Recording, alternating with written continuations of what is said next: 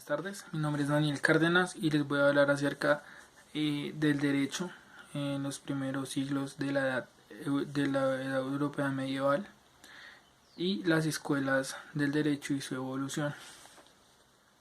Bueno, primero vamos a hablar del derecho romano en los primeros siglos de la Europa medieval. El derecho romano cada vez se perdía en un mundo donde nacían nuevos sistemas, hasta que solo quedó una legislación con base en sus costumbres. El transcurso del tiempo y la mezcla de diversos pueblos contribuyeron a la desaparición de las legalizaciones independientes, dando creación a obras donde se integraba el derecho romano y germánico. A todos se les aplicaba un sistema jurídico. Entendiendo que una escuela jurídica es una ciencia jurídica, como su nombre lo dice, en donde un conjunto de personas siguen la misma doctrina, los discípulos y adeptos a los ideales y pensamientos del mismo jurista.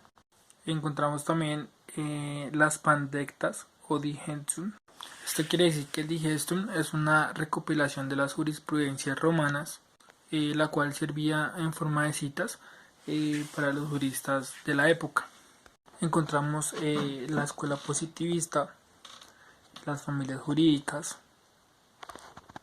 la evolución de las escuelas, como lo fue la escuela de Bolonia, que anteriormente se llamaba la escuela de los glosadores, la escuela de Bavia, la escuela de los juristas nacionales, la escuela de los posglosadores, la escuela del derecho natural. Buenos días, mi nombre es Camilo Rosso y voy a hablar de las escuelas glosadoras y posglosadoras, iniciando con la escuela glosadora, la cual lleva este nombre a raíz de las glosas o exagésinas, en donde se fundamentaba el estudio del derecho romano justiniano. Esta escuela fue fundada por el jurista Irnerio, procedente de la ciudad de Bolonia. Con la fundación de la escuela glosadora se abre un segundo periodo del derecho romano, conocido como segunda vía del derecho romano. Los glosadores fueron los primeros en volver a estudiar el derecho romano, siendo esto un estudio de alta complejidad por estar en su gran parte, en su gran mayoría, escritos en griego. Y no solo por esto, sino por la alta abstracción de los mismos textos. La escuela de los posglosadores lleva este nombre al ser posterior de la escuela de los glosadores, iniciando en el siglo XIV y terminando en el siglo XVII, esto después de Cristo. Los posglosadores abordan los textos del derecho romano sin intentar explicar la letra de la ley, sino el porqué o la razón de ser de dicha ley.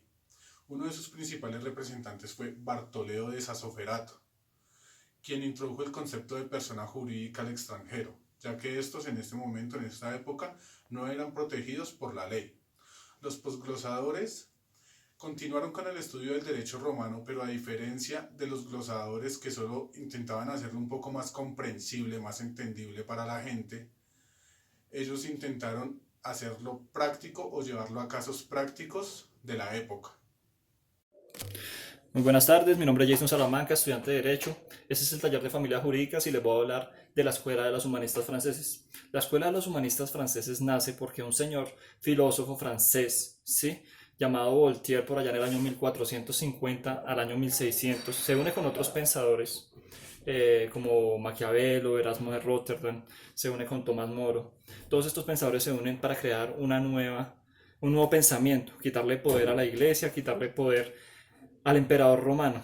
¿Sí? ¿Qué pasa? Cuando ellos se unen, ellos tratan, el pensamiento que ellos quieren sacar adelante es un pensamiento donde se basa el ser humano, su razón, la capacidad intelectual. Se pretende una formación integral del hombre. Se crean universidades, se crean escuelas académicas y se potencian los valores humanos y las ciencias. Todo esto da lugar a que la escuela salga adelante. Tenían muchas características importantes que eran la oposición al positivismo, la tradición humanista, también tenían preocupaciones por sucesos históricos.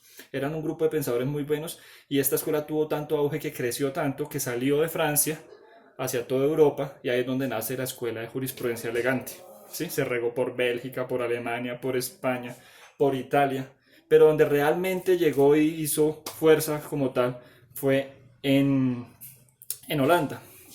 Esta escuela se desarrolló hasta fines del siglo XVIII en torno a la Universidad de Leiden, fundada en 1573 en Holanda, ¿sí?